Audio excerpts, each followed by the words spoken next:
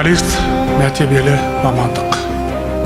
Ол ақиқат сөздің, өткір ой мен шынайы пікірдің және әділ істің жақтаушысы. Сондықтан біз медиа саласының мамандарына әрдайым зор құрметпен қараймыз.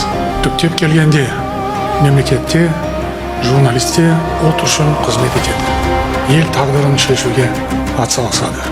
Өйткені ұлт баспасөзі мен ұлт мүддесі қай кезде де өзектес болған. Қазір де солай. Біздің мақсат мұратымыз ортақ. Бұл баршаға тең мүмкіндіктер беретін әділетті Қазақстанды құру. Мен бүгін медиа саласы мамандарының осы жолдағы қажырлы еңбектері үшін шынайы ризашылықты білдіремін. Өзіңіз бастаған полиция департаменті жұмысына зор алғыс білдіремін.